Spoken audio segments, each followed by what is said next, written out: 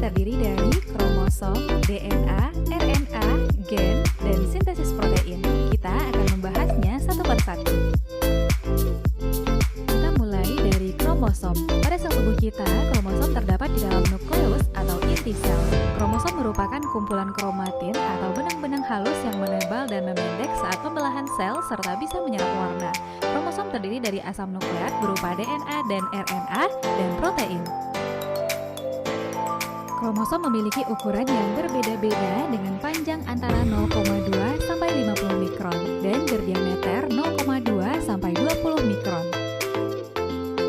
Struktur kromosom terdiri dari sentromer dan lengan. Sentromer berbentuk bulat dan tidak mengandung DNA. Lengan kromosom mengandung kromatin atau kromonema yang berbentuk pita spiral. Kromomer yang merupakan penebalan dari kromonema, matriks, dan telomer pada ujung kromosom yang menjaga agar DNA tidak terurai. Selain itu, pada ujung kromosom juga terdapat satelit yang berbentuk bulat. Berdasarkan fungsinya, kromosom dapat dibedakan menjadi kromosom tubuh atau autosom dan kromosom kelamin atau gonosom. Autosom berperan dalam menentukan ciri-ciri tubuh, bersifat diploid, mengalami pembelahan mitosis, dan jumlahnya 2 kali gonosom. Sedangkan gonosom berfungsi untuk menentukan jenis kelamin, bersifat haploid, mengalami pembelahan meiosis, dan berjumlah setengah dari autosom. Berdasarkan letak sentromernya, kromosom dapat dibedakan menjadi 4, yaitu metasentrik, kromosom yang letak sentromernya di tengah sehingga membagi kromosom menjadi 2 lengan yang sama panjang. Submetasentrik, letak sentromernya agak di tengah sehingga kedua lengan kromosom tidak sama panjang. Akrosentrik, letak sentromernya di dekat ujung kromosom, dan telosentrik, sentromer berada di ujung lengan kromosom. Materi genetik berikutnya adalah gen. Gen merupakan unit terkecil dari suatu makhluk hidup yang mengandung substansi hereditas atau dapat menentukan sifat individu. Terdapat dalam lokus di kromosom. Gen terdiri dari protein dan asam nukleat berupa DNA dan RNA. Berukuran antara 4-8 mikron, gen-gen yang menempati lokus yang sama pada kromosom homolognya disebut alel. Alel mempunyai tugas yang sama atau berlawanan untuk suatu sifat tertentu. Setiap gen bertanggung jawab mengontrol satu sifat khusus dan biasanya dituliskan dalam simbol huruf. Huruf kapital untuk sifat dominan, huruf kecil untuk sifat resesif. Susunan gen dalam individu disebut genotip. Gen mempunyai sifat-sifat sebagai berikut: mengandung informasi genetik. Tiap gen mempunyai tugas dan fungsi berbeda. Pada waktu pembelahan mitosis dan meiosis, gen dapat mengadakan duplikasi, ditentukan oleh susunan kombinasi basa nitrogen, berperan menyampaikan informasi genetik dari induk kepada keturunannya, mengatur metabolisme dan perkembangan. Materi genetik ketiga yaitu DNA atau deoksiribonukleik asid. DNA merupakan materi genetik yang diwarisi organisme dari induknya. DNA berupa double helix atau rantai ganda. DNA dapat bersifat heterokatalitik atau membentuk RNA melalui sintesis protein dan autokatalitik atau melakukan replikasi sehingga menghasilkan DNA baru. DNA tersusun atas banyak nukleotida sehingga disebut polinukleotida. Setiap nukleotida terdiri dari gugusan gula pentosa yaitu deoksiribosa, asam fosfat penghubung dua gugusan gula, dan basa nitrogen yaitu adenin dan guanin dari golongan purin, serta sitosin dan timin dari golongan pirimidin. Dalam rantai DNA, sitosin atau C selalu dihubungkan dengan guanin yaitu G oleh 3 ikatan hidrogen. Sedangkan adenin A dihubungkan dengan timin T membentuk 2 ikatan hidrogen. Basa nitrogen membentuk rangkaian dengan gula deoksiribosa menjadi nukleosida atau deoksiribonukleosida. Nukleosida bergabung dengan gugus fosfat membentuk nukleotida atau deoksiribonukleotida. Beberapa nukleotida inilah yang membentuk molekul DNA. Nah teman-teman, inilah catatan untuk struktur DNA sesuai penjelasan kita tadi. Bisa dipahami ya? Sebagai materi genetik yang bersifat autokatalitik, DNA dapat menggandakan diri atau replikasi untuk membentuk DNA baru yang sama persis dengan DNA asal. Proses replikasi ini berlangsung pada sel-sel muda saat interfase pada pembelahan mitosis. Proses dari replikasi DNA sendiri. DNA adalah molekul yang terdiri dari dua helai berpilin satu sama lain membentuk struktur double helix. Setiap helai terdiri dari 4 basa nitrogen, yaitu adenin, sitosin, guanin, dan timin. Setiap basa akan saling berpasangan, di mana basa nitrogen timin akan berpasangan dengan adenin dan basa nitrogen sitosin akan berpasangan dengan guanin. Setiap helai DNA memiliki ujung 3 aksen dan 5 aksen. Kedua helai DNA ini memiliki arah jalan yang berlawanan. Hal inilah yang menentukan bagaimana setiap helai DNA direplikasi. Baiklah, langkah pertama dalam replikasi DNA adalah memisahkan dua untai DNA dibantu oleh enzim helikase dan akan membentuk garpu replikasi. Untaian yang dipisahkan masing-masing akan menjadi template atau cetakan untuk menghasilkan untai DNA yang baru. Proses selanjutnya dimulai oleh enzim primase, di mana enzim ini akan membuat sepotong RNA pendek yang disebut dengan RNA primer. RNA primer ini akan menjadi titik awal untuk membuat untai baru DNA. Kemudian, enzim DNA polimerase menempel pada RNA primer dan akan membentuk untai baru DNA. DNA polimerase hanya dapat menambahkan pasangan basa DNA dalam satu arah, dari ujung 5 aksen ke ujung 3 aksen. Salah satu untai baru DNA dibuat secara terus-menerus dengan cepat, sehingga disebut dengan leading strand.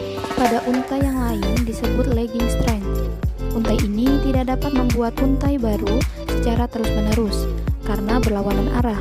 Oleh sebab itu, DNA polimerase hanya dapat menambahkan pasangan basa nitrogen dalam serangkaian potongan kecil yang disebut fragmen Okazaki. Setiap fragmen yang terbentuk dimulai dengan RNA primase yang menempel dan membentuk RNA primer. DNA polimerase kemudian menambahkan deretan pendek basa nitrogen dari arah 5 aksen ke 3 aksen. Kemudian, RNA primer berikutnya ditambahkan lebih lanjut pada lagging strand dan membentuk fragmen Okazaki yang lain. Proses ini akan terjadi secara berulang kali. Setelah untai DNA baru selesai dibuat, maka enzim eksonuklease akan menghapus semua RNA primer pada kedua untai DNA. Kemudian, enzim DNA polimerase akan mengisi bagian yang kosong dengan basa nitrogen. Terakhir, enzim ligase akan merekatkan setiap fragmen DNA di kedua untai untuk membentuk untai ganda yang utuh. Inilah proses dari replikasi DNA, di mana satu DNA double helix akan membentuk dua DNA double helix yang baru. Selanjutnya adalah RNA atau ribonucleic acid, merupakan polinukleotida yang ukurannya jauh lebih pendek dari DNA dan terdiri atas satu rantai atau single helix. Single helix merupakan rantai tunggal yang tersusun atas molekul gula ribosa, gugus fosfat, dan basa nitrogen. Basa nitrogen dalam RNA terdiri dari basa purin meliputi adenin atau A dan guanin atau G, dan basa pirimidin meliputi urasil atau U dan sitosin atau C. Berdasarkan tempat dan fungsinya, RNA dibedakan menjadi 3 macam, yaitu RNA duta disebut juga messenger atau mRNA, merupakan penghubung DNA dengan protein, berperan membawa kode genetik dari DNA ke ribosom berupa triplet basa atau disebut juga kodon. RNA ribosom atau RNA-R merupakan RNA terbanyak sekitar 80% dari RNA yang dikandung oleh suatu sel. RNA-R banyak terdapat di dalam ribosom dan berperan sebagai tempat pembentukan protein. RNA transfer atau RNA-T berperan menerjemahkan kodon yang terdapat pada mRNA menjadi satu jenis asam amino serta mengangkut asam amino ke permukaan ribosom pada saat translasi. DNA dan RNA. Pertama yaitu kepanjangan nama dari DNA dan RNA. Adapun kepanjangan dari DNA yaitu deoksiribonucleic acid, sedangkan kepanjangan dari RNA yaitu ribonucleic acid. Perbedaan yang kedua yaitu berdasarkan bentuk dan ukuran.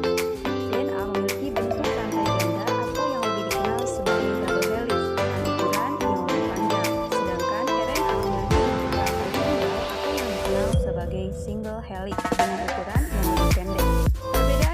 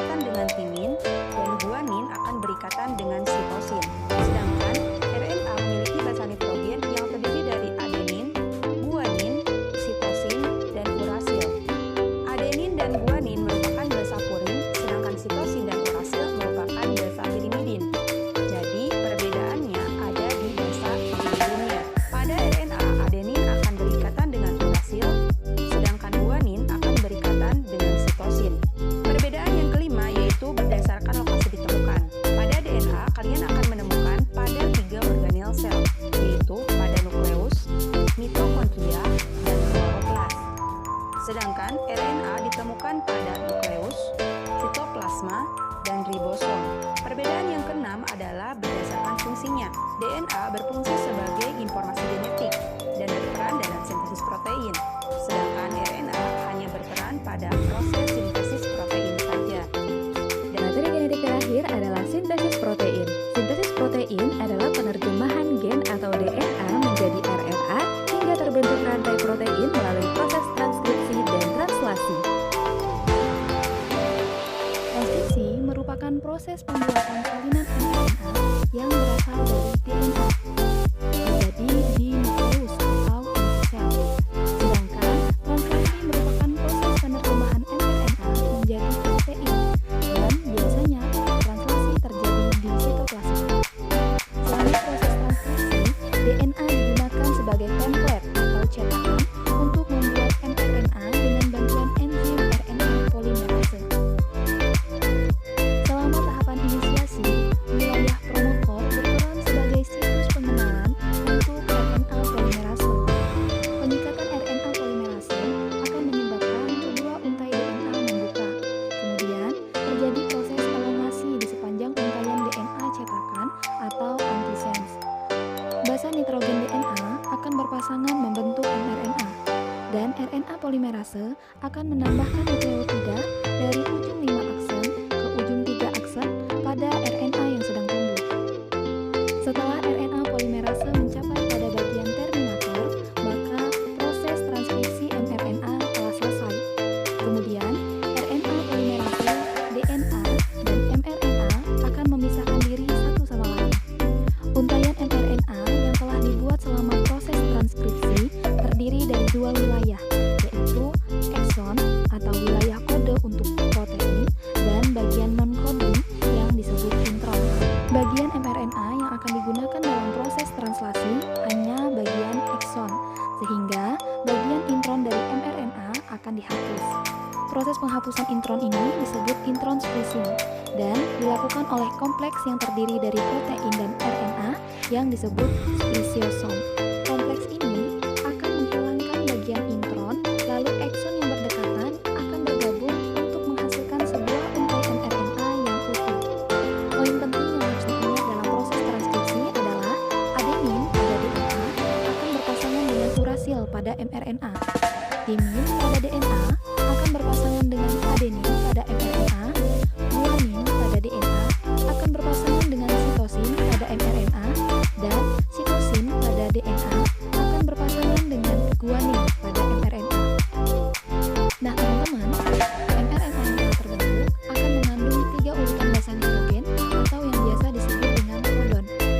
Selanjutnya, mRNA atau kodon ini akan meninggalkan nukleus melalui polipolinukleus menuju ke sitoplasma untuk melakukan tahap selanjutnya, yaitu translasi. Pada tahapan translasi ini, mRNA berperan sebagai cetakan untuk pembuatan protein. Sebagaimana kita ketahui bahwa mRNA mengandung urutan 3 basa nitrogen yang disebut dengan kodon. Dalam sintesis protein, kurang lebih terdapat 64 kodon atau kode genetik yang mengatur dalam pembentukan asam amino tertentu. Ada 4 kode genetik khusus, yaitu 1 kode genetik mulai atau start dan 3 kode genetik berhenti atau stop. Baiklah, tahapan translasi dimulai dengan terikatnya subunit ribosom kecil ke bagian untai kodon mulai atau start. Kemudian, setiap asam amino dibawa ke ribosom oleh tRNA spesifik. Jenis asam amino tersebut ditentukan oleh urutan antikodon pada tRNA. Berbentuk pasangan basa komplementer antara kodon mRNA dan antikodon dari tRNA. Setelah itu, tRNA akan mengikat kodon start, lalu subunit ribosom besar akan terikat untuk membentuk kompleks translasi dan proses inisiasi pun selesai. Dalam subunit ribosom besar terdapat 3 ruang berbeda yang disebut dengan situs E untuk exit, P untuk peptidil, dan A untuk aseptor. Selama elongasi, setiap asam amino dibawa ke untai mRNA oleh tRNA melalui pasangan basa yang sesuai dengan kodon dan antikodon. Setiap antikodon pada tRNA merupakan kode yang sesuai dengan asam amino tertentu. Ketika ada sebuah tRNA dengan muatan asam amino yang berikatan pada situs A, maka akan terjadi pemutusan asam amino pada situs P, yang mengakibatkan asam amino berpindah pada situs A dan membentuk ikatan peptida. Nah teman-teman, kompleks translasi ini akan terus bergerak ke arah kanan sehingga tRNA yang tidak bermuatan akan keluar melalui situs E dan situs A akan kembali terbuka untuk menerima tRNA yang berikutnya. Tahap elongasi akan terus berlanjut sampai mencapai codon stop atau berhenti pada titik terminasi. Ketika telah sampai pada tahap terminasi, maka faktor rilis akan mengikat situs A pada codon stop dan polipeptida akan dilepaskan dari tRNA pada situs P. Kemudian, seluruh kompleks memisah dan proses akan dimulai lagi pada tahap inisiasi.